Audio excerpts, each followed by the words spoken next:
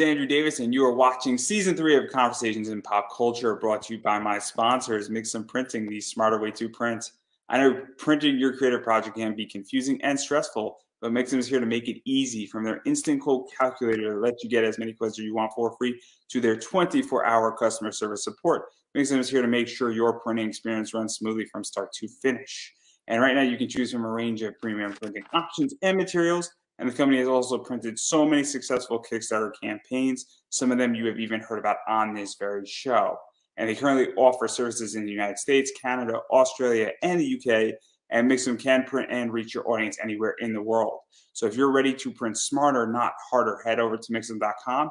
And right now, listeners of my show can drop my name, Andrew Davis, in the message tab of a current order to get a 5% discount on their first order. So that is mixam.com. Again, type my name, Andrew Davis, in the message tab of your current order to receive a 5% discount on your first order. And also, I am sponsored by BCW Supplies. Use code POPAnimeComics to get 10% off your entire order. And you can buy bags, boards, anything with comics related to them.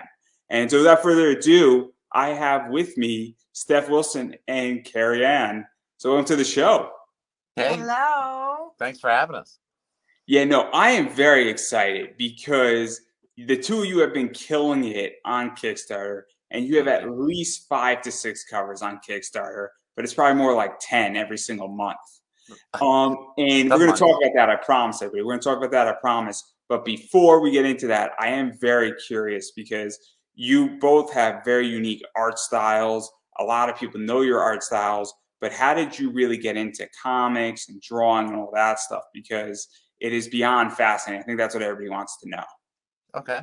I had a career and I was selling fan art of your basic Power Girl sketches and Wonder Woman and stuff like that on eBay for years.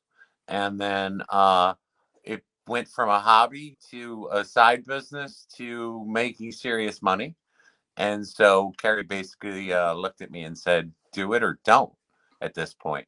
And so I jumped onto, she created a website for me. I jumped onto social media and started selling fan art on social media. And I did that for really only a few months. And somebody asked me for a cover. And it was funny because the guy who asked me for a cover, he said, hey, do you do covers? And I'm like, I don't do sketch covers right now because I just wasn't working with sketch covers. And he's like, no, I mean a real cover. And so suddenly I started to draw a few covers here and there and get a couple covers from publishers. And right about then, I'd say maybe a 10th or 11th cover or something like that.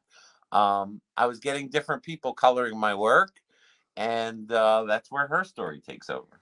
So, yeah, so I decided to get a iPad just to ink his work. And to set it up in the aspect ratio because he was having a hard time, not knowing the comic world, not knowing, what size to do it in and what size to work in. So I bought the iPad and I started inking and something came back with one of his colors and the eyes weren't right. So I was like, okay, well, let me play. And that was history. I taught myself Procreate and within 2 weeks, I was on my first cover. So to even talk about that, because this is so unique, because obviously you were doing some fan art and some other things, and I have some pictures of some of this stuff, and some of it's early, and hopefully I won't get demonetized on Facebook or kicked off because, well, your style might lend that to it. But this is something that's early. I think when your website was starting to come up. Very early. Yeah, that was early.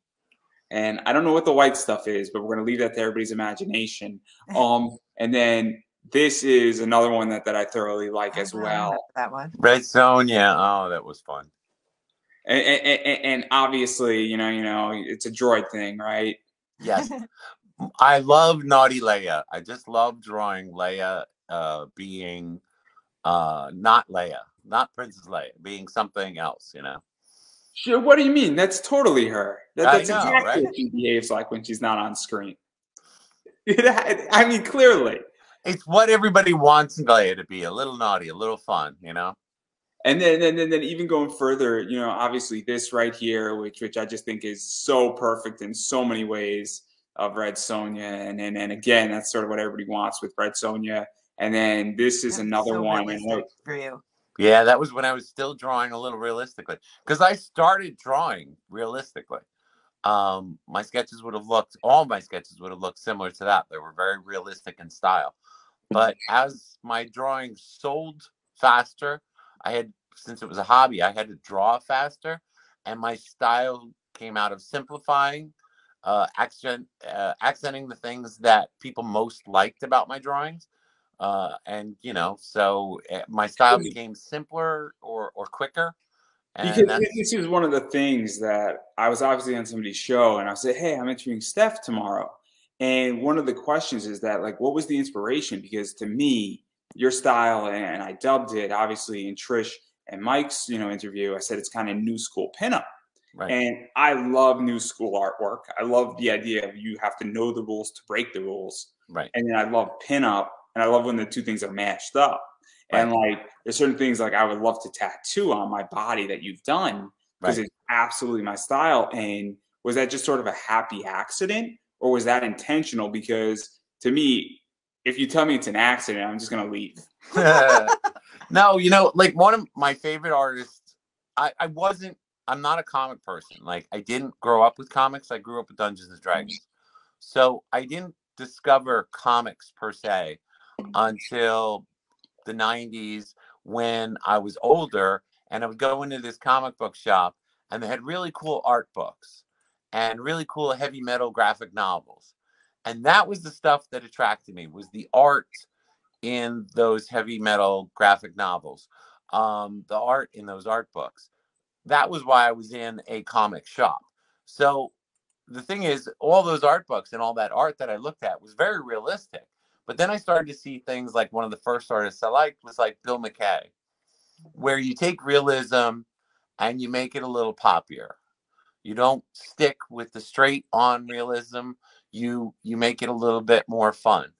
And since I loved his work, as I was drawing and getting into drawing and starting to draw, I went or leaned more towards that kind of a comic-y style.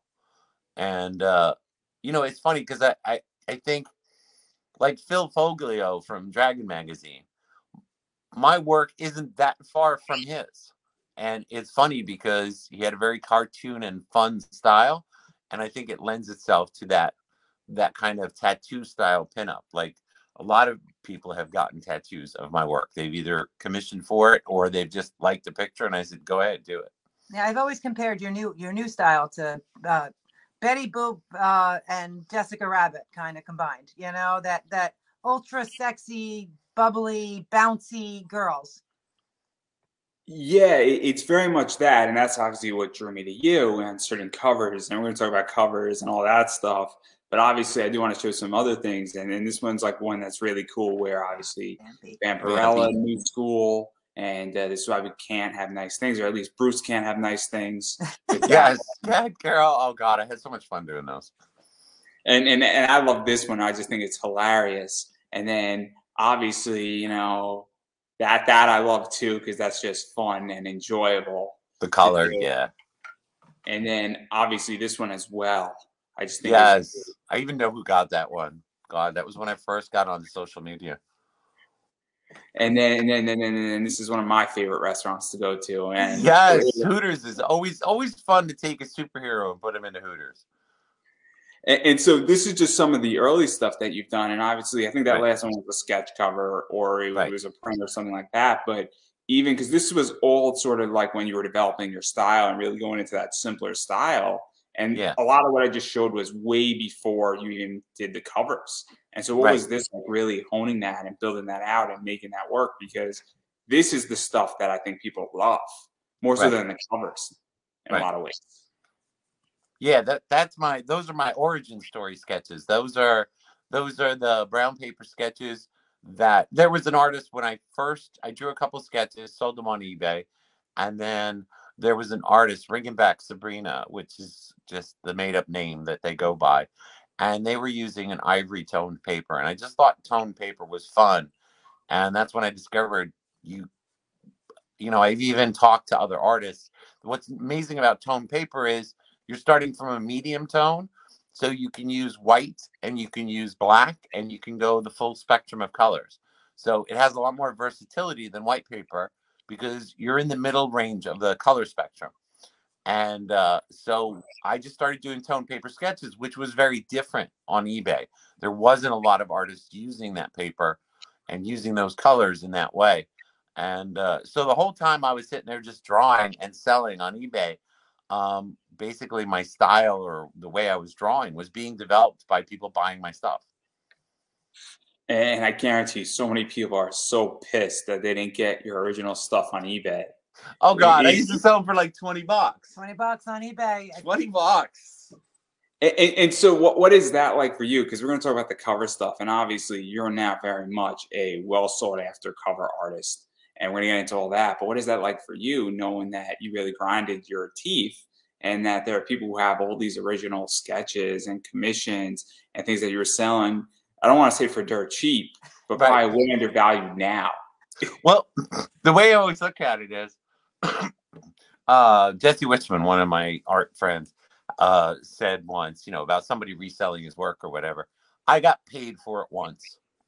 So when I was asking $20 for a sketch, that's what I was asking for it, and I got paid for it. And if somebody has a $20 sketch of mine, I'm glad they got it, because enough people got $20 sketches and then $40 sketches and then $60 sketches that I was drawing constantly, like all the time, in all my spare time. And that's how my skills developed. Like, if these people hadn't bought $20 sketches, I wouldn't be any good right now. So every single $20 sketch I sold paved the way for where I am now. So I'm grateful for everybody who got $20 sketches. Because that's something that I think people don't understand. And obviously, I just had Ben Dunn on a little while ago, about 25 minutes ago.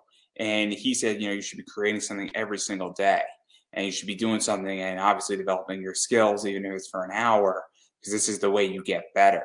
One of the things is that I do a lot of interviewing, and this is, I think, my 9th or 10th year interviewing collectively. And every day I'm working on an interview.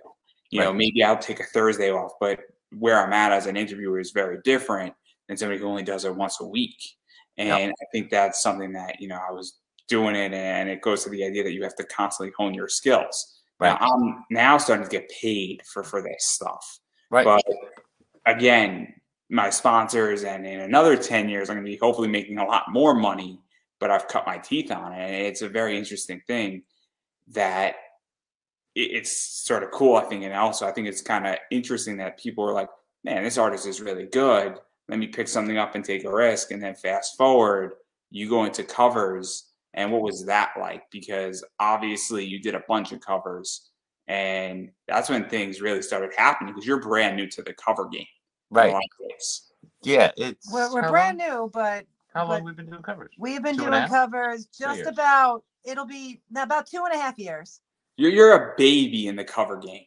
We are going to be coming out with our 200th cover very shortly. Probably March-ish. You're a baby in this. Like I know. We are. In time, we are. In quantity. In quantity, not so much. We're everywhere, but in time, we're so new, and we're learning we learn things new every day. Like we get, and that's part of it, is like we work a lot, and we get that being around in the business for 2.5 years, almost 3 years, and going on our 200th cover.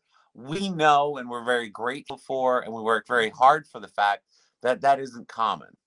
It's not common for a comic cover, pinup cover artist, which is a very specific set of skills and a very specific field, to be doing their 200th cover in their 3rd year. And I know that, and we're grateful for it. Every day we're grateful, and we work hard for it, and we hustle for it. We build relationships with great creators, and so we're always aware of the fact that we're in a really good place for a start. So to even talk about this, because this is what's very interesting, where obviously I know your covers, and I didn't realize that you were so new to the game, and I don't think a lot of people know that. I think you two popped up somewhat out of nowhere, and then all of a sudden you're everywhere. Right. And I think people are like, oh man, I must have missed the last 5 years. That was my intention and my understanding. And obviously when I started doing research, I'm like, you guys came in late 2018, early 2019. Right. What the fuck? Like Right. Right. I know. And so how did that even occur? And how did you get, because I know like somebody approached you, said, hey, do you do a cover or can I get a cover? But even what was that like, and what was even the mentality? Because it seems to me that you didn't even know that was a possibility. I had no clue. I came running downstairs to say, this guy's actually asking, to tell her, some guy's actually asking me for a comic cover. And we didn't even have a scanner. I mean, this is like, I mean, it was, I mean, he drew it. I think we went to Staples to scan it to him. To the guy. You know, because we didn't have a scanner that would work. He did it on a 9x12 piece of paper, which is what that, you know, which really screwed up the accurate. But we believe in, you say yes and you figure it out as you go. Figure it out as you go along. You know, I mean, it's okay, whatever. Sure, we'll do it. Yeah, you want to cover? No problem. I'm an expert at it. Because it's so interesting because covers now, and I'm curious because I think, was it the Naughty and Nice Harley Finn cover?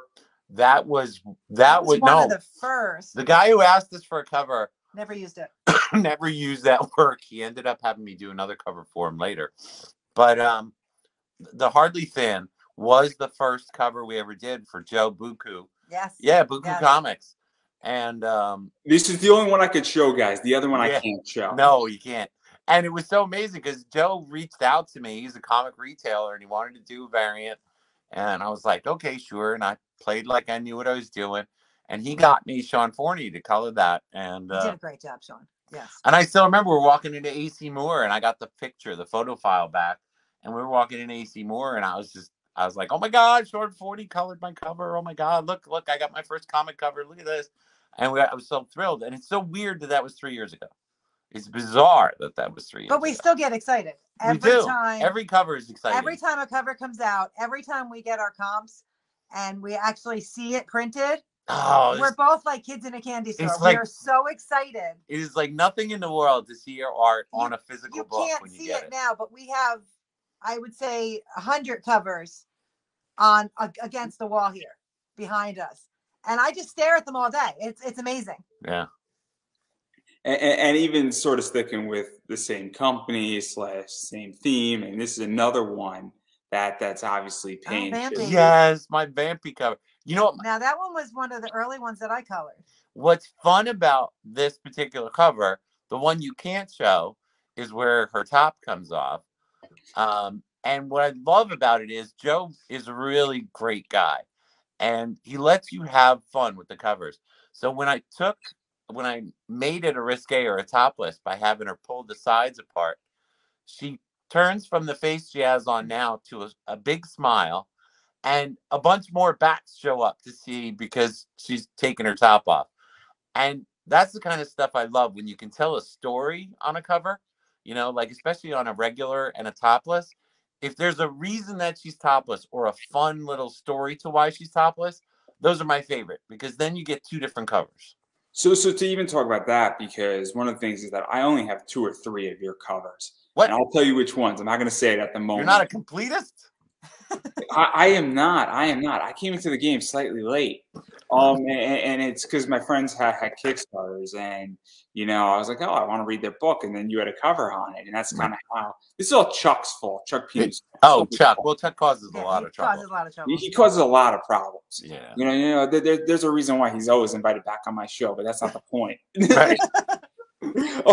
But one of the things is that you do have a lot of fun with your covers, and that's why I'm very much drawn to them. And what is that like to have that freedom and to have it be that new school and fun? Because I feel like it is what it's supposed to be, where it's not a serious cover. It makes fun of things. It's making fun of the book, and it's a cool style in a lot of ways. And I think that's why people say, I want a Stef Wilson cover on my book. How do I get Stef Wilson to draw for me?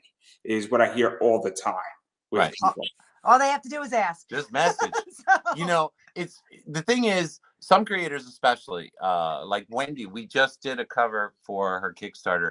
After her Kickstarter was going on, because it was a rock themed Kickstarter, her Sireness Kickstarter, and I suddenly saw, that's a one Wendy of my cover. Favorites, yeah. And I saw the the Axl Rose, the Guns N' Roses video, which was all in black and white, where they were at the stadium, and I'm watching Axl Rose going across the stage, and he looks exhausted. Yeah, that's the Ozzy one. And then there's the one with it's all That there. one, It is right there. I can only show it briefly. Yep. Yeah. And I actually showed a lot more than briefly. I don't really care. So Axl goes wandering. That one's okay. It's what? Semi. It's not bad. What? That cover. It's not that bad. What? It's sheer. Oh yeah. It's sheer. Little sheer. Yeah. But anyway, Axl's going across the stage looking exhausted and everything else. And I suddenly wanted to draw that. A rock star who's had about enough of this tour, and there's a stadium full of fans out there, and they're going to go. And so I sketched that out and showed it to Wendy on a video chat that she was doing with Kerry. And Wendy was like, let's do this cover. Like, and I love that. Like, even like Chuck, when he asked me for a cover, Belial is about demons and hell and everything else like that. So Chuck asked me, I said that I wanted to do a cover for him. And it was just so funny because I just sketched this out. Yeah, the beer pong. It's got nothing to do with his book. But the fact that I just wanted to draw a little demon-esque girl with Belial. And then I thought of putting her in the Hooters outfit. And then for some reason, the ping pong ball stuck in her shirt with that little mischievous demon reaching for it. And I just put it together, and Chuck said, oh, crap, we got to do that. And I love that these creators are always like, oh, yeah, let's do it. You know? So to even talk about that, because I love this cover because I just thought it was funny. And I was joking with Chuck, does it say Hooters or does it say Looters? Right. And that's what I thought was hilarious about it. And I also like she's a redhead. You know, I used to date a redhead. And obviously for me, I viewed this thing and I'm just like, oh my God, this looks so perfect. And it was like $15. And I'm like, man, I didn't know who you were at the time either. I'm like, this is everything I want. Right. I don't know anything about this comic. I don't care. Right. Cover, like I want a poster of this. Right. Like, I want a big canvas poster. And I was hanging up right there. A door poster. Do it for free. Yep. Every episode. It's like, because it's so perfect. And this is what I mean. And this is what I think people don't understand is that, like, if I saw this in a comic shop, I'm buying it and I'm not going to ask any questions. And my mom hates this cover, which means it's a great cover. It's a great cover. Exactly. And so I'm curious on the opposite side, though, because you draw it and then Kerry Anne, you do the colors on it. And what is that like? Because coloring is a whole different beast. I had Sanju Navagun on, you know, and I've had other people on who do coloring, and you can make or break a book very, very easily. God, yes. Definitely. I mean, and I'd say a lot of the work I work with is Stef's. I mean, I do other coloring jobs as well, but most of the work I work is with Stef because we're so busy. And so we've kind of gotten it down pat.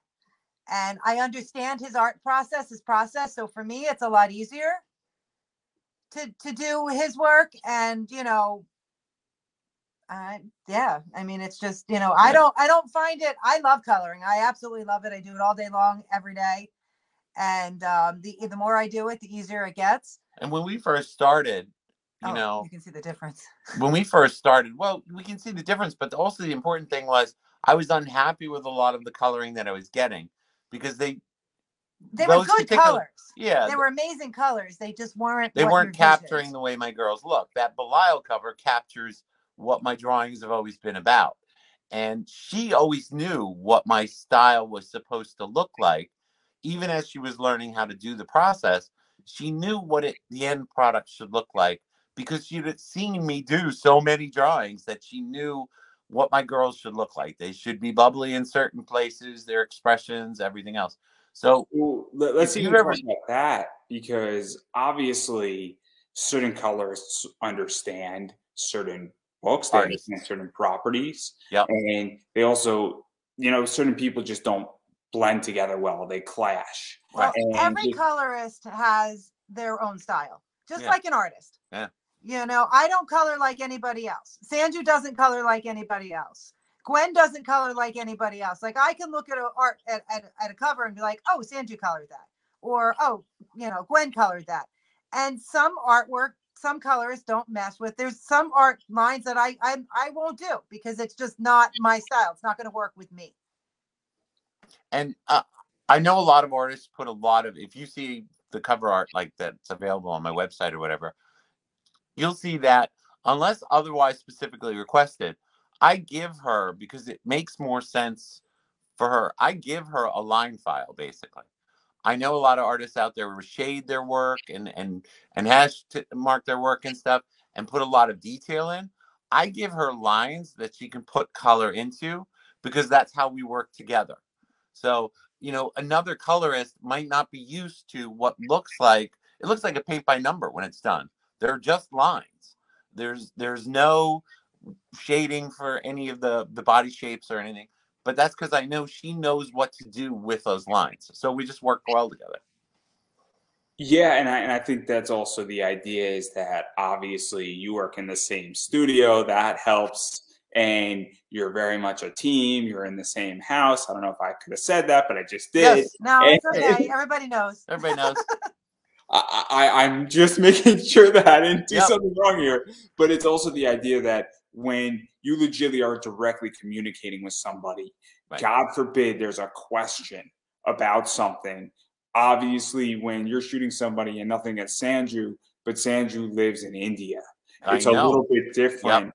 when somebody's on a different time zone Exactly. and you know you're in a different country and you have to communicate by email versus picking up the Yep. phone and saying hello to somebody, you know. Right. And So that collaboration is definitely the key. And, you know, I have had the opportunity of working with some great artists and doing some wonderful coloring. And the thing that makes them better is the collaboration. Like, I don't know if you know April Reyna. I don't. I'm Oh, so she's bad at this. amazing. I'm She's so bad. absolutely amazing. And I've gotten to work on a lot of, and as an artist and as a colorist, I respect her so much because when I color her work, I mean, I have files and files of reference pages. You know, so I mean, it's just, but it then I know what she wants. And then we'll communicate and I'll send her the flats and say, okay, did I miss anything? Is this what you were interpreting? Because you never know. I did one once for somebody and I colored the whole thing and it turned out she was on stage and I didn't see it that way. You know, because it's all about interpretation. So with Stef, it's easy because all I have to do is scream across the room, say, what is this supposed to be? Right. You know. And obviously, some of these are easier than others. I mean, the Bilal is clear that Right. she's playing beer pong. Right. She's supposed to be Right. a Hooters girl. Obviously, they're in a bar, and you know that one is easy to figure out. And then this also is easy to figure out Right. by my friend Corey Hardiman. And Right. I love this one too because I just love the fact that it's so obscure and it's so like weird, and it's again, it's just that new school bend the rules, and we have her. And I don't know if you know the story of Sister Mercy, but I love the story Right. in general. Yes. It's brilliant. And that was an early one too. Yeah. That one was fun for us because we did a lot of different things on the background on that one where it's his lines. Right. Where I didn't really do a lot of coloring in the background. I left a lot of his shading and just added some tones into it just to make her pop a little bit different. Yeah. And I just love this. And when I saw this one, and one of the cool things about Corey's Kickstarter is that you got to pick which covers you wanted Mm-hmm. on Right. tiers. And that's what I really liked about this because I'm like, well, you know, I'm gonna be spending $70. I might as well get this one because this is I Right. would have really wanted just to buy 3 of these. Right. And I was pissed that the original artwork sold on your website. Yeah. So I was so tempted to buy that. I'm like, fuck. But we all make mistakes. Is Right. the point. You know, we're learning, being inside of a 3-year curve, we've had to learn as we go. And so her learning how to color was tutorials and on her own. I mean, I only started drawing on 11 by 17 paper maybe a year and a half ago. Finally, I was like, Maybe. please work on She 11 by bought 11 by 17 cover pads that are formatted for covers because I was still drawing 9 by 12 on 9 by 12 paper. I was drawing it the size for a cover, but it was small. We were arguing because it wasn't coming out. So We were arguing because I would go to scan it in. I was like, oh, well, now I have to change the whole thing. And I was like, just draw an 11 by 17, would you? So what is that like? Because one of the things that I talk about, and obviously I talk about it with, you know, investing in a variety of other things, is that if you don't have the right tools, you really are not going to be able to do the job correctly. And I think people don't understand that. And I think, a lot of people who I interview are writers. I do a lot of cover artists too, but I obviously speak to a lot of creators. And maybe a bunch of writers don't even understand how a cover is made exactly. And Right. I think that that's a big problem because I can't draw for shit. Right. And if you said, hey, even if you were to teach me and I was to spend like a year apprenticing under you, I would still suck. I just can't draw. Right. And I don't think people understand how complicated it is to build out a cover, because what you do seems like everybody can do it, but nobody really can do it per se. It's a unique selected few can do this cover. Right. Right. Exactly. Yes. And he just likes that cover. He does like that. It's a great cover. It is It's got a lot of pop. Oh, it's so much fun. Yeah. But yeah, no, the interesting thing is I saw somebody today, somebody had posted on Facebook or something about panel work, right? And the person that posted was basically slamming cover artists who haven't put their time in on panel work. And here's the thing, panel work isn't easy. I'm doing some, but it was under protest. Panel work is a different game. Like I just looked at the post and I'm like, this guy has no idea what he's talking about. Cover art is different than panel. You can be a great panel artist and not be able to produce a decent cover. It's a different game, and it's not a criticism. I was going to say they're equally important. They're both important, and they're talented people in both sides of the equation. But it's the same thing. You could write fantastic short stories or great comic books. That doesn't make you a novelist. Like, everybody has different areas they can excel in or different areas that they can do well in. So for me, covers were just a natural progression of the types of drawings I was doing. So it just felt easier to me to get into that part. So I never had a chance really to get into any of the other art aspects of comics, but I'm okay with that. I mean, everybody has their thing that they do well. And even to go further into that, because obviously covers do matter. I mean, you spend a lot of time on Kickstarter, and I don't think it's a secret that a lot of people back Kickstarters for the cover. Right. I mean, I'm a variant guy.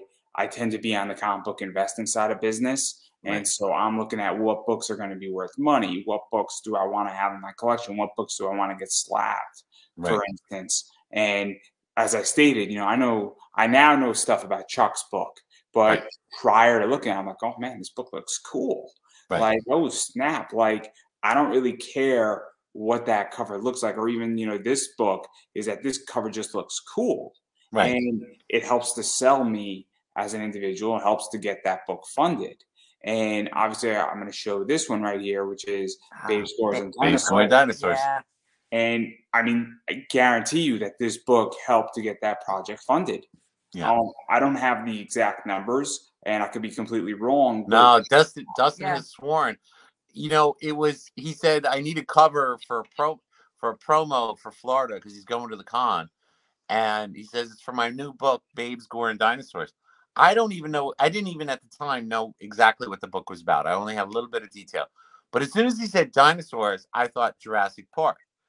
So I drew her in a Jurassic Park outfit.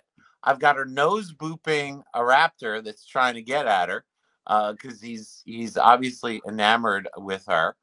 And Dustin said the cover just blew out at the convention and has been one of his best sellers. But that's because it's Jurassic Park. Like, how do you not draw dinosaurs in Jurassic Park?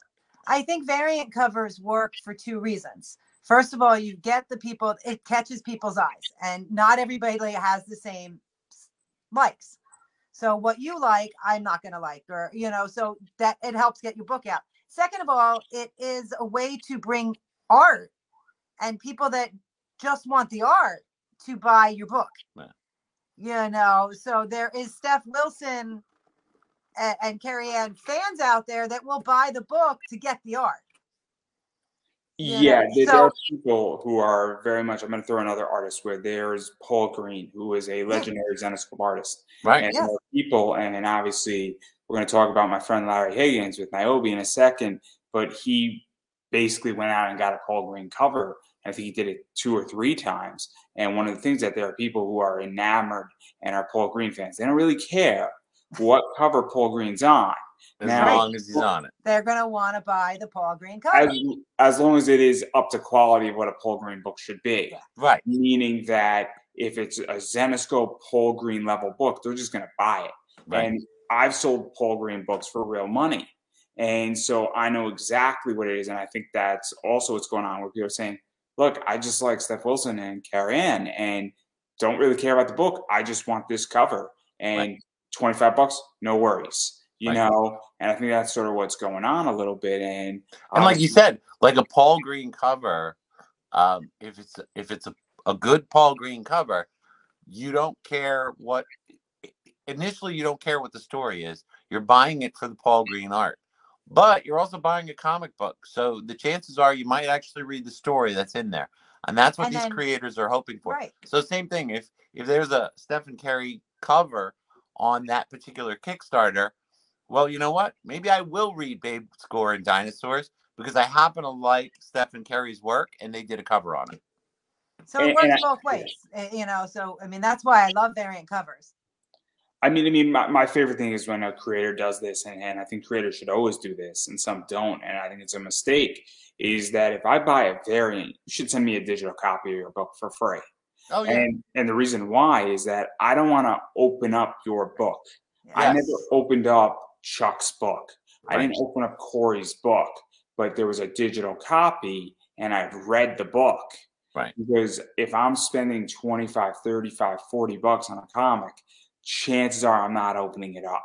Right. Whether if I'm spending $10 on a book, I'm probably going to open it up. Right. And so I think that's something that, you know, obviously I'll buy a variant and I'll stay for the story, but I'm buying the variant. And then obviously we got to talk about this one too, because I'm from Westchester. Oh, I love that one. Yes. I love that one. Absolutely love that one. That one was you know cute. why? Because again, Alton is another creator who goes, look, I can write a comic story. I mean, and Alton can play. Oh, Alton's a Renaissance man. He's a He's full-time musician. I mean, he's a musician like with published works that he gets paid for. He's got his master's, PhDs in business, and he writes comics. But for a guy that smart who has all those many talents, he says when it comes to a cover, he goes, do what you think is best. Yeah. He knows cover artists. Let the cover artists do whatever it is they do. And what I loved about doing that particular cover is, look at her thighs. That girl has shape. And a lot of creators will tell you, oh no, you got to do this or you got to edit this.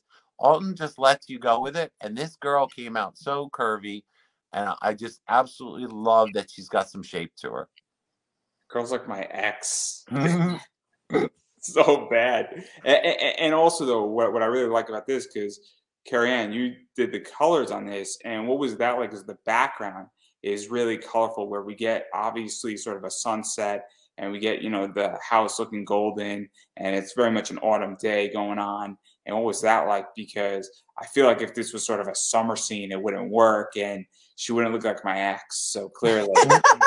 Well, it was actually really funny because I think I had about 3 or 4 different color schemes in the background until we came up with the gold. And this is a good example of collaboration, because I think I had more of like a pinky sky at first. And Stef's like, let's try a little gold. So, you know, so I was playing with the color use and we came up with this gold, and both of us were like, stop. Yeah. It's perfect. Yeah. It just know, so it is just, you know, sometimes it's just trial and error. And, you know, what I have in my head is sometimes not what's in his head. And sometimes it's not even close to what comes out. Yeah. I like this cover and I should have bought it, but I didn't. You know, we all make mistakes. We all make mistakes. But Alton should be coming on hopefully in March. Actually, he should be coming on, I think, maybe in like the 3rd week in February. Well, we should actually, didn't we just get these in? So I don't know yet. It should be on our website soon. One thing we try to do very much because it's the right way to treat fans. If it's $30 on the Kickstarter, then it'll be $30 on my website. I am not trying to get an extra $10 out of somebody just because it's not available on the Kickstarter anymore.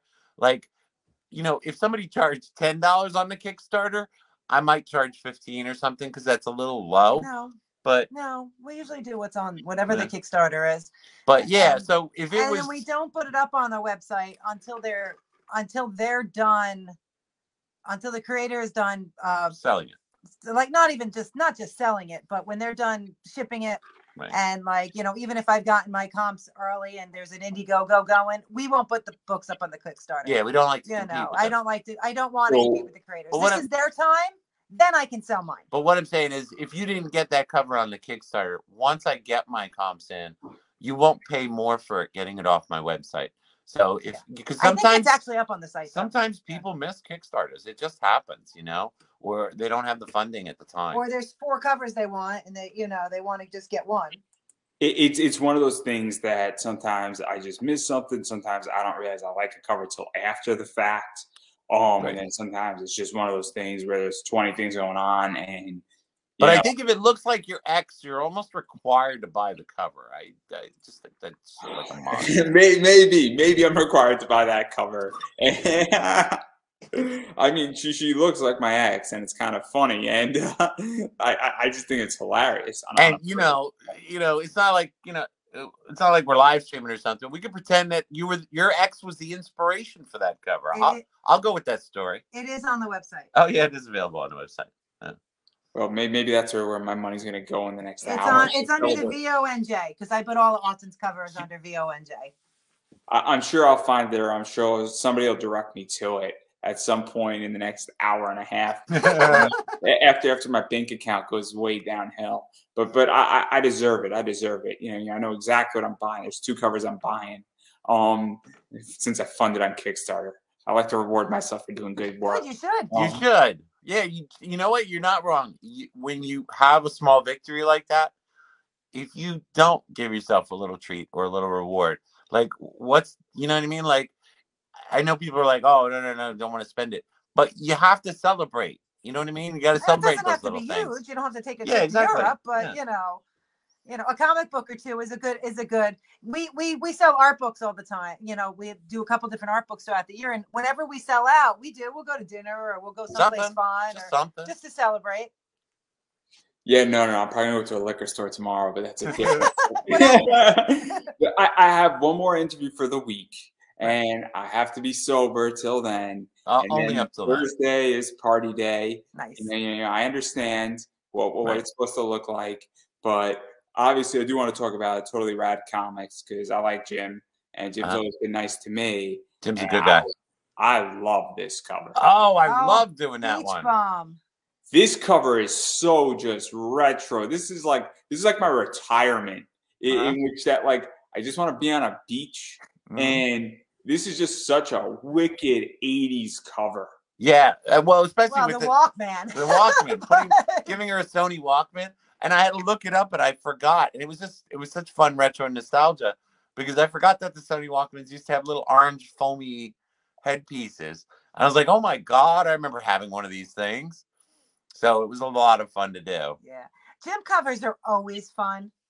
Jim is another one that Jim loves absolutely everything we do. Yeah. And he loves, he's so excited about when I'll send him the file after I'm done coloring. He's like, oh yes. And it's like hearts and smiley faces all over my messenger. And so he's such a great person to work with because he's just like, okay, yeah. He's got a lot of enthusiasm. Love it. He's good for the ego. Yeah, and one of the things that I like about Jim, and particularly with a bunch of covers you've done, and I'm going to show a bunch of them right now, is that he offers a lot of variety and a lot of different things. So obviously, this is a cool one right here. Oh, the whiteout. Yeah. Luscia, obviously Toast Day. This is the only one I can show. The other one where she's got pasties on is great, and then when it's completely new, I think there's only one other one of this one where she's nude. Right, when the toaster pops up. So she smiles, she pulls her shirt down, and the toaster gets a big grin, and the waffles come flying out. Again, you get to tell a story between the 2 pictures, Like his grumpy face changes, waffles are shooting out, she's got a big smile, and because she's having trouble with her toaster. And in the second picture, she figures out how to make her toaster work.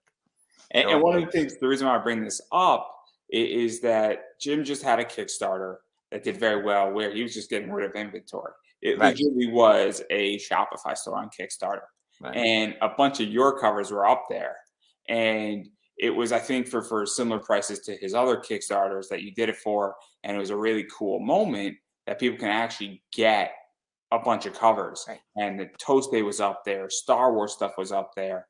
Obviously, Valentine's one. Yeah, Valentine's this one Day, was Slave up there. Leia. Slave Leia. And so it was just one of those things that was very cool that was up there.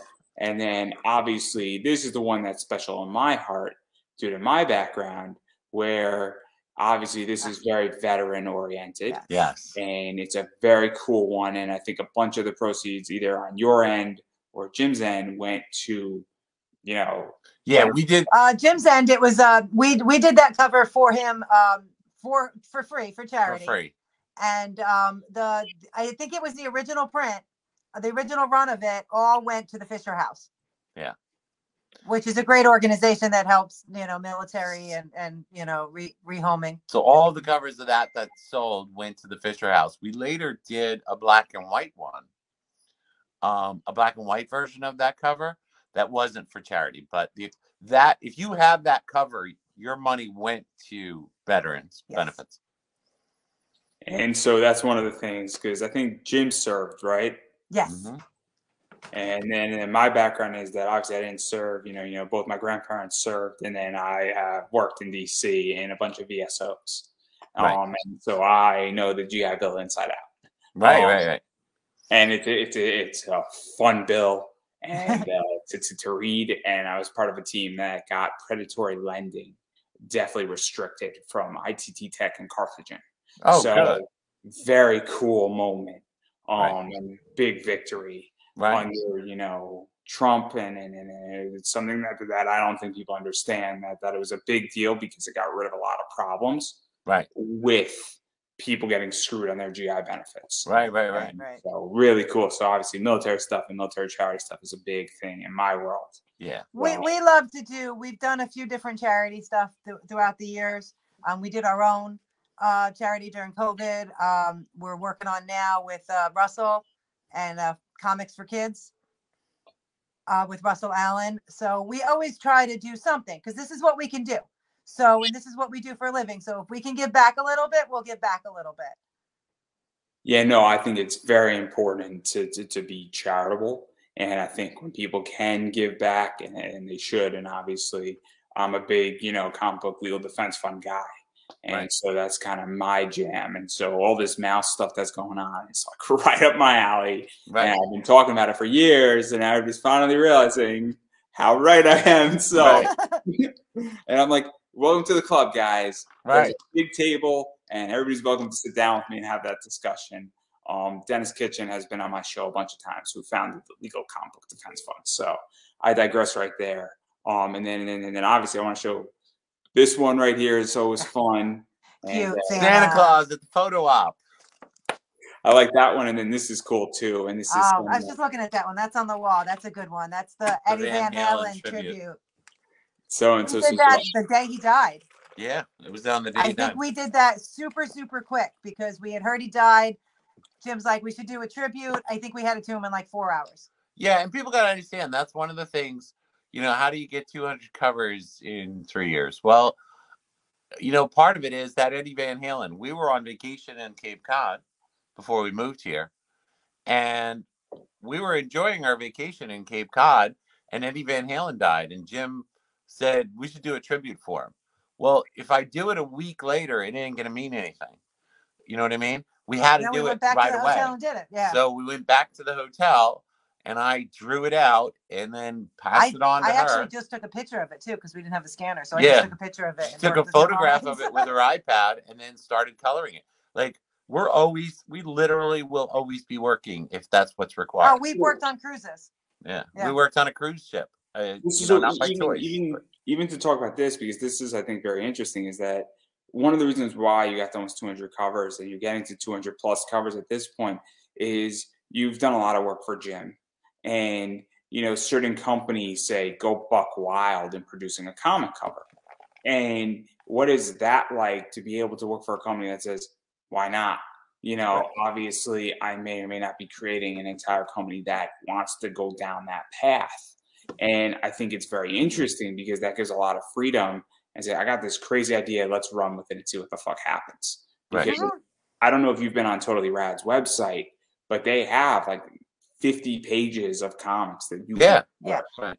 And Jim loves comics. Jim loves colors. He loves the art. And like you said, he does. He gets excited about everything. Every idea you give him. And that's what makes Jim so great. It's just, yeah, I want to do this. The toaster. I mean, who does a cover about a toaster? Who does a comic? Who does a comic about a toaster? And it works for him. And for us, it's been a lot of fun working with him. And yes, he's probably not, I don't know, him and Naughty Fairies are up there with the two highest books that we've been on. But Jim, no, it's probably more Jim's because there's just the random Eddie Van Halen, covers. So yeah, no, but he's just a lot of fun to work with. And so obviously, I mean, I like Totally Rad books, and I think they're great, and I'm in it for the covers. I have no idea what's in those books. I do not want to find out. No. No, you don't. I have never opened a Jim book. No. I love the art and I love the cover and I love his creativity the things that he does. Yeah. My favorite Jim book is the Totally Rad Combat. Yeah. And that is my ultimate favorite Jim book because it was just such a homage and it was so much fun. It was so bright. And, I know it sold really good for him. It sold really good for us. We sold out in one show. Well, I thought it was funny because when they said they were coming out with the movie Mortal Kombat again, you saw a bunch of comic companies put various homages to Mortal Kombat as far as the outfit or something like that, dressing up their character in one of the outfits. And here's the thing. He, at the time, had 3 main characters. So the Totally Rad Combat cover, in my mind, was always all 3 of his girls, all in their different Mortal Kombat outfits.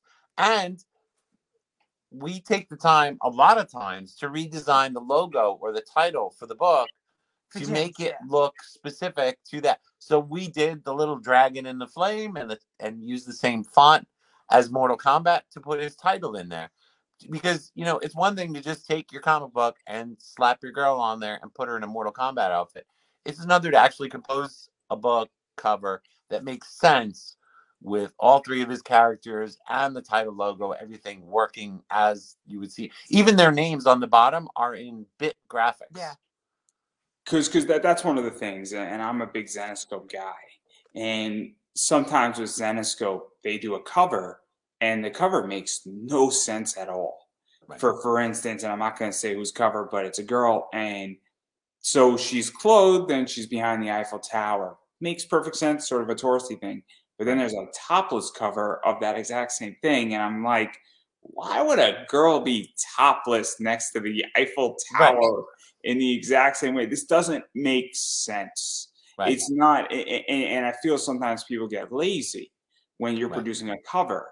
And look, I'm not a big nude guy because a lot of stuff that I buy will eventually be sold in my eBay business. And nude books on eBay are now being cracked down upon.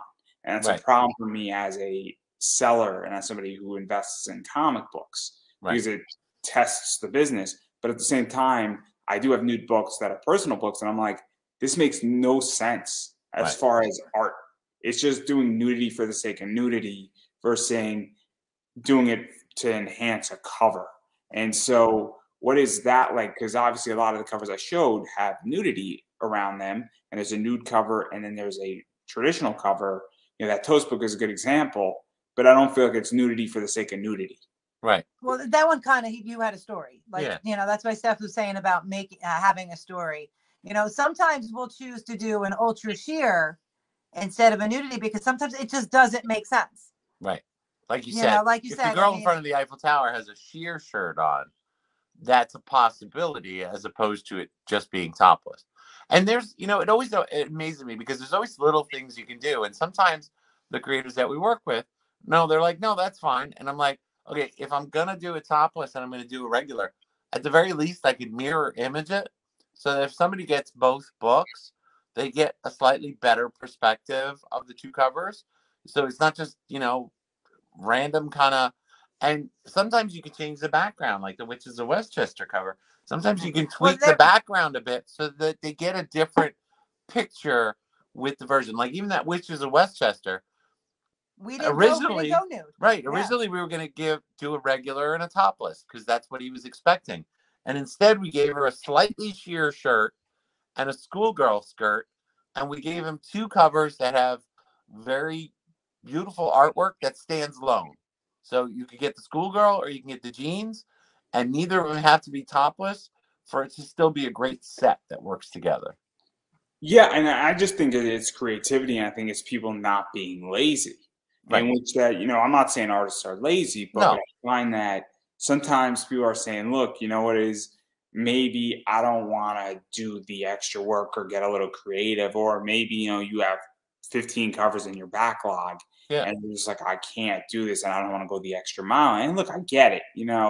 Obviously I do a lot of interviews and sometimes I can't fully do the exact interview or promote it the exact way and go 110%. But, I try, and sometimes I get creative on how I want to promote an interview, and so that's something that I just think is fascinating. This is something that obviously why I want to interview you, because I've gone through a bunch of your covers and I'm like, oh shit, like there's actually creativity here. There's real cool stuff, and I have to like. We try. Yeah, like and sometimes creators are just like, no, just give me a nude and a regular. Just give me a nude and a regular. Just take her top off. We're like, okay. All right. I mean, it's they're paying us to do a job. We're going to do what they want. For Wendy's 100th cover, we've got a girl standing in front of a dragon, and she has a metal top on. Then we ended up doing 4 versions of it. Oh, yes. So she has a metal top on. Then the inside. That was your 100th cover too. Yeah. Yeah. It was both of your 100th covers. It was Wendy's 100th cover and my 100th cover. And so it's a solid metal top. Then it's a sheer sparkling top, and then there's a tail in front of her chest. Then there's a version where the dragon's tail actually swings around to conceal her breast, and then in the last one it's topless. So there's actually 4 versions of that. So I think this is the one, right? No, that's not the one, or is it? It's not this one either, is it? No. There I go. You got it where? Okay. I don't know if I have it, but that's why I'm asking. It's just like with a little bit of creativity, we came up with 4 different versions of it, all of which did fantastic. And also, all of them had, and that's the thing, we don't want to just do a topless or just do a sheer, like unless each one has something special about it that makes it different. I don't think I have this one. I'm only going to show 2 because I didn't bring the nudes. Here, she didn't bring the nudes. So it's all right. There's the one with the tail in front. And then this one is with the full top. And that one was the full top. And then there was 2 other versions like that. Then there was a sheer top, and then there was a nude top. So it was a lot of fun because at least it kind of made sense. And then the dragon's tail in front of her kind of tied it all together. That's a cool cover. It's a beautiful cover. And obviously, since we're on, Wendy's books, obviously there's a bunch of cool stuff. So I kind of teased this one. That's my other favorite. That's my favorite Naughty Fairies cover. And then this is just in gold. In gold, the gold version. And then I think there's another one that's nude, I want to say. No. There's like a third one, I think. No, there's one. Yeah, it has a forest background or something. Yeah, it's a different background and different lighting on it. And then there's this one too that's out there, and I know it's not. That was my first Naughty Fairies book that I covered. I think that was the 3rd cover it was on. Yeah. And then there's this also that's out there. Yeah. Everybody loved the pea coat. Yeah. And then there's this one too, which is just super cool. It's got a Japanese feel to it. That one and the blue one are connecting. They match. Yeah, the waves match up. Oh, that's cool. I didn't even notice just in blue to pink. I see it now because it actually makes a lot of sense. But I didn't even see that. So and then there's this one here. She's so cute, the little sireness. I'm very close. For my style, if I do a little bit of shortening and a little bit of shrinking, it's very easy for me to do a chibi type of look to my work because it's just a little over exaggeration of what I do now. I mean, I like chibis. My entire logo, which is not on display, because I'm super lazy as a chibi. See, it's up Yeah, there very now. Oh cute. yeah. Yeah, She's working with Wendy adorable. is amazing, and she's another one that's just, you know, So let's. we collaborate on a lot of things. We're actually working on a couple projects right now, but when it comes to the cover, we kind of like all talk it out, and then it's like, okay, yeah, that works, and she's another one that gets so excited about. We have a project coming out at the end of the month that is, we can't talk about it, but it is so exciting, and it was a complete collaboration, though.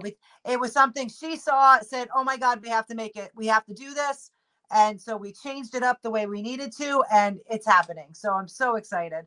And then obviously this is out there, which is Yes. cool because it's Yes. obviously referencing Ozzy.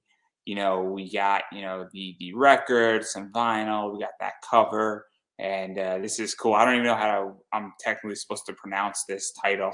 Siren S. Cyrus. Okay, Sireness. That's as good as it's gonna get. But what was this like? Because obviously, you got some Ozzy Osbourne now in play. Yeah, this one was actually, we were talking with Wendy one night, and I was video chatting with her, and we were talking about something else, and then Siren S came up in the whole her Naughty Fairy Comic Con, and Steph started talking about music, and so we started, and I just pulled that cover up, like I just put in heavy metal band, and that cover came up, and we were all like, oh my gosh, that's perfect. So then we did the homage to that cover, and that was a lot of fun to do. Yeah. For me as the colorist, it was a lot of fun because I got to do the background myself. Yeah, it was a lot of fun to do work on that Kickstarter because album art is something we grew up with. Albums came with great art on them. And so to be able to do a Kickstarter that the covers look like album art was just a lot of fun. Yeah, I know. I'm 29, so I did not get that. And then my you missed a generation. great era. Oh, man. Music So was our lives. Albums, vinyl. it's unfortunate, and CDs. I don't remember CDs all that much. Wow. And yeah, it's just one of those things. It's just like it's a generation lost. It's terrible. Right. It's terrible. But nothing I can do about that because I Well, don't now have you get to see the homages done on great comic books. There you go. So, and all the music I listen to is from the 80s, the 70s and the 80s. I don't listen to anything new, and there's nothing new out there. And maybe I listen to like Swedish punk rock. that's okay. That's fun. But yeah, it's bad. And this one is also Sireness, and it's the same rock and roll, and obviously I think these are like super limited. Some of them. Yes, there was well, whatever sold is done now. There was only 3 diamond and like 8 platinum and 10 3 diamond, 5 platinum, and 8 gold. Yeah. And yeah, so the diamond went right away. The diamond was sold out, and I think she only had a few left of the other ones. I mean, she did it really well with them. And they're going to be metal covers. Those are all going to be metal, yeah. Yeah, because it's just one of those things. And obviously, I'm a variant guy. Obviously, a bunch of people that I know are variant people. And, well, exclusivity is king. Yeah. And speaking about exclusivity, got to talk about somebody who is very much watching my last interview heavily. And I'm sure he's going to appreciate me talking about his book, but Niobe. Yes. Larry. Yes. And I was on his show last night. So, yeah. So what's the story behind this one? Because I can't find this book anywhere. That was an early cover for us. Yeah, we don't even have any left. We sold out of them. We sold out of them super quick. I know Larry sold out of them. It was just, she was so poppy, so fun, and I believe it did well for Larry. Yeah. Because I like I said, I know that it did super well for us. We got our comps in, and we were sold out within like 2 days. Yeah, and then this one, I know Larry has, because this is actually Larry's book. Yes. So this one's on eBay, and he's asking like $360 for it.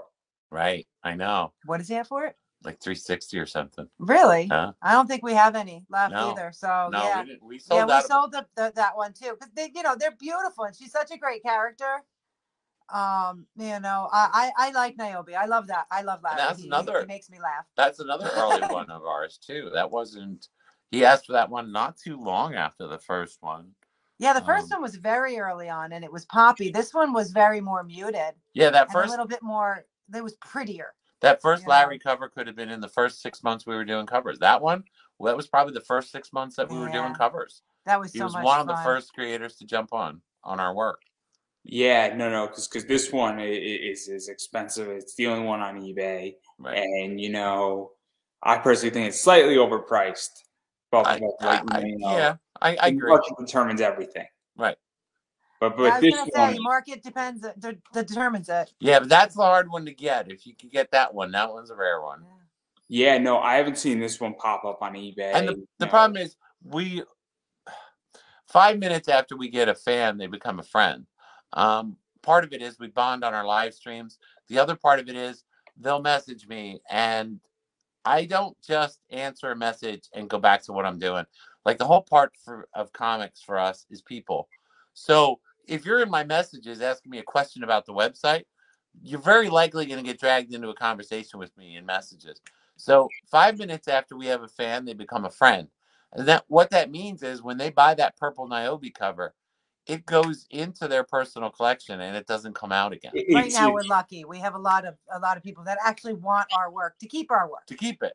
And so not to resell it. There's a concept in investing where it's the idea that certain covers, and I was explaining to my mom a long time ago, and I obviously coach people on comic book investing, and I sell books that don't come out, all that often, and then they're going for $300, and you're asking, why is a $25 book 4 years ago going for $300? It's because people don't want to let it go. And it goes into personal collections. Right. And there's certain books that just fetch money. And look, every book in my collection has a lifespan. Right. And I like certain books, and there's books that I have that are not going to be released out in the wild, per se. And then also certain books, like that Niobe, for instance, it'll come up in 5-6 years. Right. At some point, because somebody will be like, hey, I'm looking for $300 on it. It's time to let it go. I like it, but I don't love it anymore. But it's the idea that those things don't come up all that often. Right. And it's a very weird thing at this point now where people don't let go of their collections. Right. And it says a lot about your work. It says a lot about what Larry's doing. It says a lot about what people are doing in the comic world. And like that Harley thing that you showed earlier, if you want that now, it's been sold from his website. It's been sold from my comps. So I don't think unless it's coming out of somebody's personal collection, you're not going to find it. Like when people see something like this cover and they reach out to me about it, I'm like, I have no idea where you can get one at this point.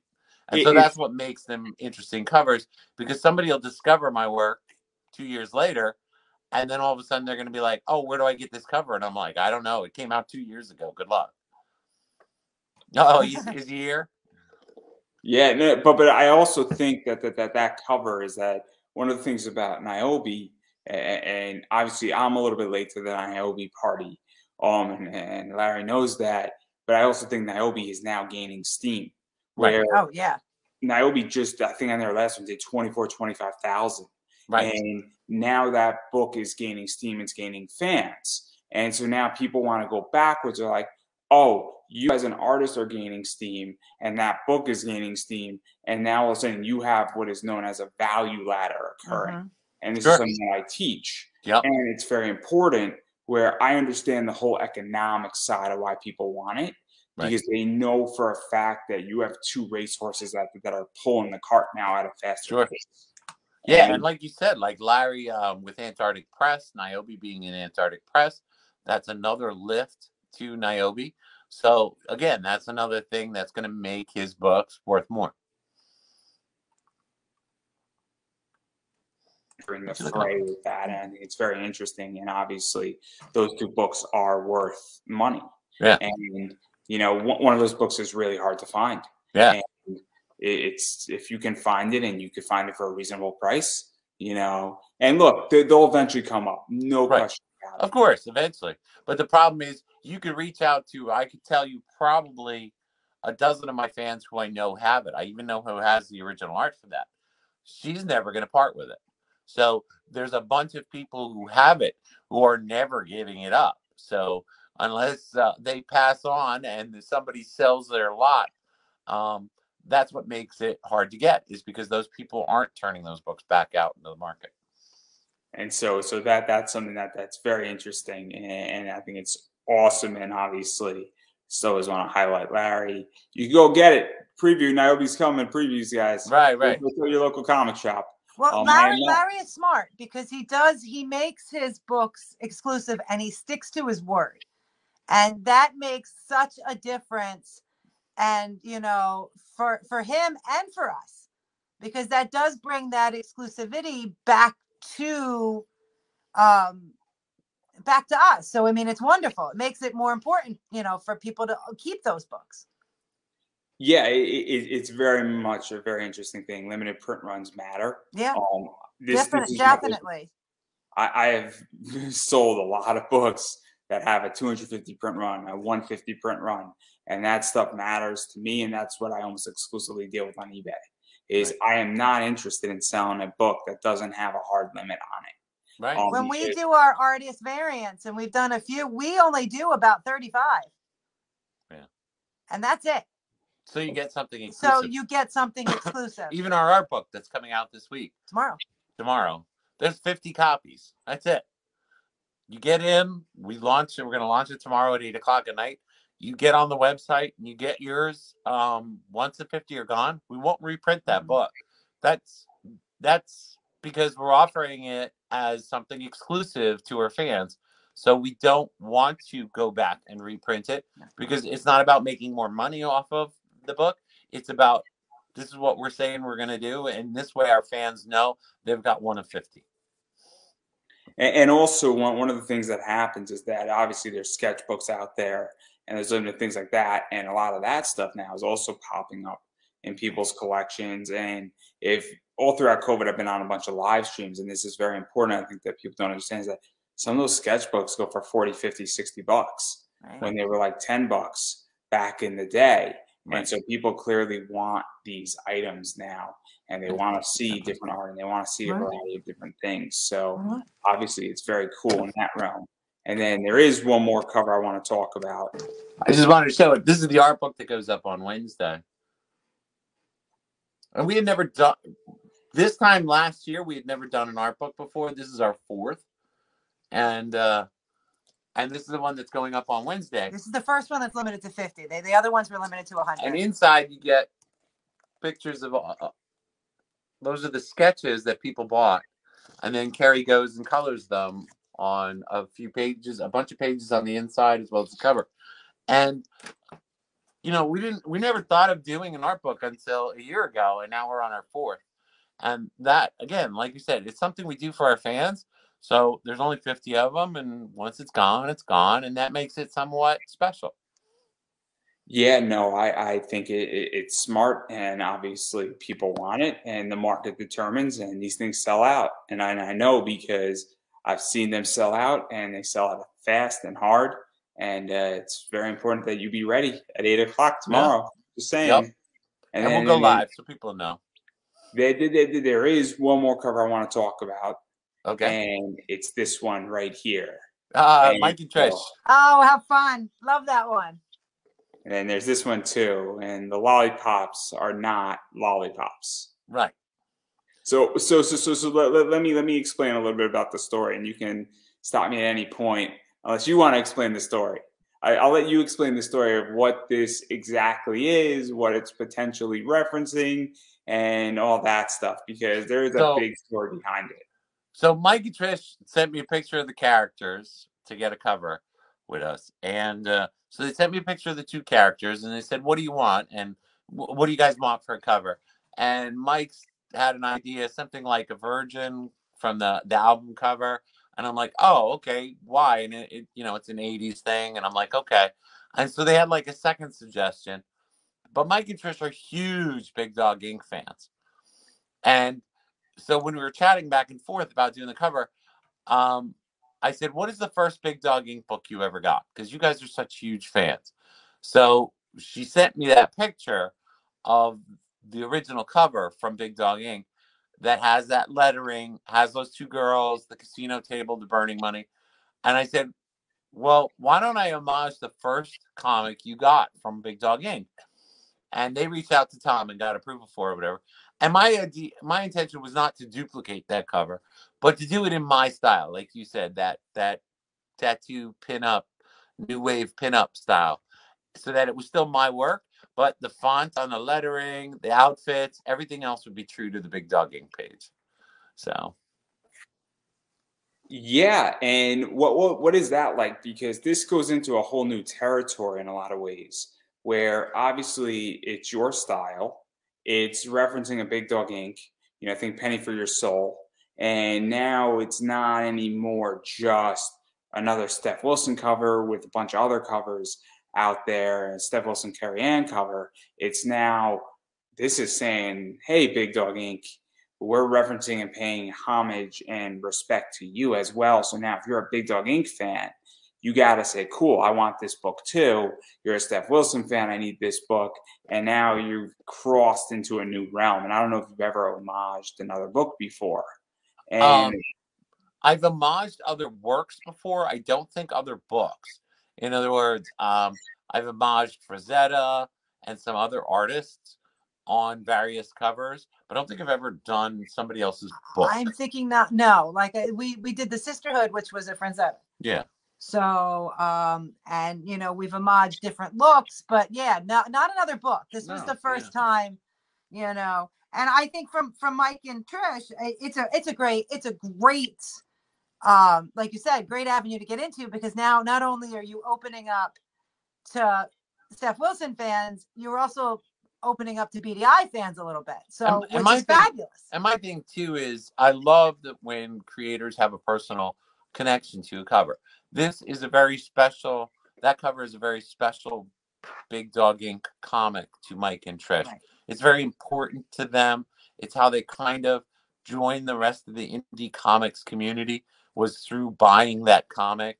And so it's special to them, which makes it special to me to be able to do it. And also they have a slightly different, I guess, realm in comics where they really are having a good time with this. All this is paid for. They've worked really hard. They've paid for all the art ahead of time. Yep. And I think they're viewing Kickstarter maybe recoup some of their money, but also to, put into the next project. And this is very much a hobby for them. It's a passion project. They wanted this book to come out. This is Mike's story. This is in Mike's head. And we're so excited that he gets to, that he gets to share it with the world. And that's the important part to him. And so we're so happy for them. And so it's different. And I think they're going to do well with it. I really do. Because I think they're going to at least break even, if not do a little bit better with it. But I think it's also a different book where it's very much that this is their project, and it's not a business. Like my podcast is a business for me, and it's enjoyable, but it's also like, Larry's a good example where Larry's running Niobe as a business in a lot of ways. And there's nothing wrong with any of that. I actually kind of like their book. Their book's fun. Oh, yeah. Yeah, no, definitely. This is their personal project. Like you said, they've already paid for everything on the project. So they're just doing this Kickstarter to recoup the money that's gone into the project. And so there's a lot of stuff. And I didn't even get to half of what I wanted to talk about with your covers and all that stuff. You guys have a lot of stuff going on. And obviously there is a lot of stuff happening with it. And you got a lot more covers coming up and all that stuff. And so obviously you have Bad Carry, which is your entire company, and you do everything else too. I mean, you got art books, as you showed.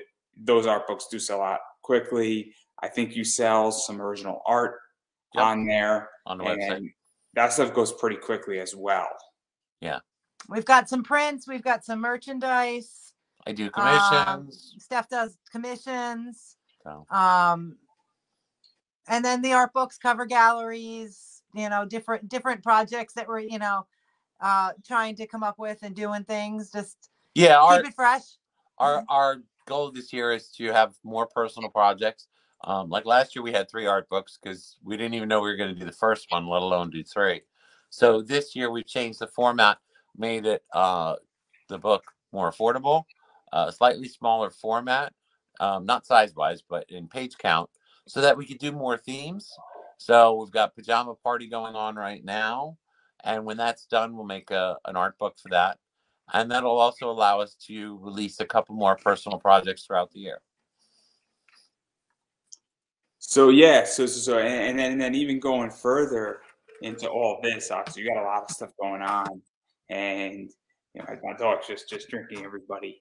Mm-hmm. And so you got a lot of stuff going on with this. Obviously, you do commissions, because I know somebody was asking about that, and pretty much anything anybody wants from you, they can pretty much get. You also are live every Thursday night, Yes. and we were talking about this before, where it is not easy to run a live show. It is not easy to do any of that. Obviously you were explaining that you prep up like 4 images and all that stuff. Right. So that's something to pay attention to. And so obviously, where can people find you on that live show as well? We're on the Artist Alley Shopping Network. You have to be a member of that group to be able to comment. You can view the video, but if you want to join the chat, which is the whole fun, because that's where my fans get rowdy and have a good time, then you do have to join the Artist Alley Shopping Network by just answering a few questions. It's a Facebook group. And then I'm on Instagram, the Stef Wilson. I'm on Twitter, rarely, I should say. We're both on Facebook. And then he's under Stef Wilson. I'm under Kerry Anne. We also have a YouTube channel. It's called You Can Draw with Stef Wilson and Kerry Anne, and it is just our You Can Draw segments. So it is kid friendly, which is which is very exciting. Yeah. I do a lot of editing, but it is kid friendly. And this is where the part of our live show that Stef teaches people how to draw. So it's a lot of fun. They're about 20-minute little clippets. So that's available. And then we have our website, which is stefwilsonart.com. And then my final question is that, how do people book you? Because people obviously want covers from you, and I know that you're in hot demand. And where can people find you, book you, and all that stuff? Because that's what people really want. I know there's a bunch of people who really want to book you, and you have somewhat of a waiting list, from my understanding. Actually, the best way to reach me is Facebook Messenger, because I check that constantly, because that's where 95% of my business transactions come through, is through interactions on Facebook Messenger. You can also message me on Instagram. I know that's Axbone's preferred platform. He's one of the few creators who gets covers from me through Instagram. Because I'm only on Instagram like 3 times a day, whereas Facebook Messenger, I walk around with that thing on all, like 24 hours. And you could always message us through the website. You can message us through the website if you want to get There's a contact us section. But and as far as waiting goes, I'm my own worst enemy, because I don't like people to wait like more than a week for a commission. I start to stress out. And it's the same thing with a cover. Like, if you need a cover, the first cover that Kerry Anne and I ever did was Vince Hernandez from Aspen. For Syria. Was reaching out for his personal project, and he didn't have enough skin on any of his covers. Yes, that one. That one. So he says we were just chatting, and he was like, I need a cover that has more skin on it. Everybody's telling me that. And I'm like, when do you need it by? He's like, Monday. I said, no problem. And he says, yeah, but it needs to be colored. And I'm like, well, and I sent him some pictures of Kerry Ann's colors. I said, can she color it?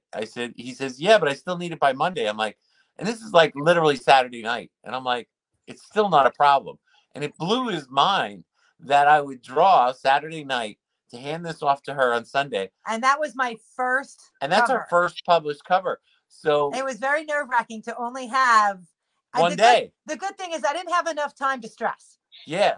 Or to think about it. I just had to do it. And so, yeah, that was my first published cover. And that hasn't changed for us. In other words, if you need it tomorrow, yeah, we'll do it. We'll get it done for you tomorrow. I told you, we usually say yes and figure it out. I mean, we have said no in the past to some outrageous stuff, but for the most part, we say yes. We say yes and figure it out. So if it means we stay up later or get up earlier or work a little bit harder at it, if somebody needs a cover, that's what we're here for. That's our job, you know. So we'll do it. Well, obviously, there's a lot of stuff going on, and you guys bang out covers. There's a reason why you can get things done quickly. And if anybody needs a cover within a week, preferably though, if you need a cover, you should probably hit them up a lot sooner. Yeah, that'd be Time is helpful. good, but we have done rush jobs. Yeah. But obviously, I do want to give you guys a chance to promote. So you promoted slightly, but obviously, I know the art book's coming out tomorrow, 8 o'clock. And again, where can people find you, support you, check out what you're doing, Kickstarters that you're on? Because I know you're on a few Kickstarters right now. Oh, I looked gosh. up and all that fun stuff. So yeah, we're on Babes, Gore, and Dinosaurs for 5 more minutes. I think it's ending. Like, I think it ends tonight. Yeah. We're on Axe Bones Kickstarter, which is Lady Ragnarok. We're on, what else? Tragedy still on Indiegogo. Tragedy's still on Indiegogo. Yes. Um, Alton, we're going to be on the new Vampires of New Jersey. Vampires of that's New coming out Jersey next coming out. Thursday. Yeah. Lewis's is coming out, so we'll be Lewis will be coming out soon. Yeah. I'm trying to think, and we know we're missing somebody. It's Primal. Primal, yes. Yes, Eric Primal. Allen Nelson's Primal cover. We've got a cover with Primal right now on Kickstarter. Then we've got our art book on Wednesday night. Where to reach it? Where Facebook, we're easy to find because I'm all over Facebook. But 24 hours. StefWilsonArt.com is the website. That we do have a mailing list. I do send out coupons. If you do sign up for the mailing list, please confirm your subscription or you won't get an email, unfortunately. Yeah, and we don't send junk mail out. I only send coupons. She only sends coupons. So, so if you sign up for the mailing list, you won't get crap. And we do have some great prints. I just put them up. They're Sweater Girls from the last book. And where's the sweater book? I don't know. Okay. It was right here. You keep putting the laptop on it. There you go. Yep, there's the sweater book. And that'll come out Wednesday. Can I show one of these? And on Instagram, I'm the Stef Wilson, just because I had to be, because that was the only way I could get in there. So, what are you looking for? One that's not so. What? That one's not bad. That one's not that bad. So, and then there's some. I definitely. That's such a me girl. That's what you were talking about. That is such a me girl. And then you see the little dog. She's looking in the stove to check the turkey for Thanksgiving. And yet the dog has a turkey leg in his mouth. So somebody has gotten into the stove. And that's the fun stuff we like to do. Tell a story. There's a story right there. She's checking the stove and the dog's already been in there. So the story behind these sketchbooks is that Stef will do a claims throughout the week for the whatever theme we're doing, right? This theme is Sweater Girls. Right now he's working on Pajama Party. And so he'll do like 35 of them or 40 of them. And then I'll go through and color some, and then we put them all together in a book. I'm not too sure who that person is. That would be Wendy. That's Wendy. That's Wendy. Well, Wendy should hit me up for an interview, but that's not the point. Right. Oh, she's wonderful. You should definitely interview her. God, she's a wonderful interview. She's so adorable. But obviously there's a lot of stuff, and that book's going up tomorrow, 8 o'clock, which is hard. And then there's a bunch of other stuff, and obviously anything that anybody wants, you know. And it's very easy to find out what's going on with me, because there's one thing I believe in just as much as doing the art. Social media. Is the promotion. So if I'm on Axebone's Kickstarter, that's an honor to me. I mean, besides the fact that I absolutely love Axebone. Or if I'm on Eric's Primal or Dustin's BGD or Wendy's, I promote a lot for what I'm on, because I want people to find, my thing is, I want our fans to be able to find our work. So I promote any Kickstarter I'm on over and over again during the Kickstarter campaign. And like this art book or something, if I've got something going on, I'm on social media to talk about it so that my fans don't miss out. Yeah, absolutely. And I think that's perfect. So as I was saying, anybody who needs anything from you guys, obviously that art book's going up, you know, this is the way you support, is backing their Kickstarters, checking out what they're doing, you know, anything that's on, you know, your Instagram, Facebook pages, all that stuff. And you could back, you know, obviously Stef Wilson Kerry Anne by actually backing other people's Kickstarters, going on the website. If you miss those Kickstarters, checking out what they're doing, obviously following them on Instagram, Twitter, Facebook pages, and everything else. And then obviously go pick up those art books tomorrow, because they're going to sell out like that. So obviously that is very As long as important. they're not looking for a Niobe cover, they'll be all right.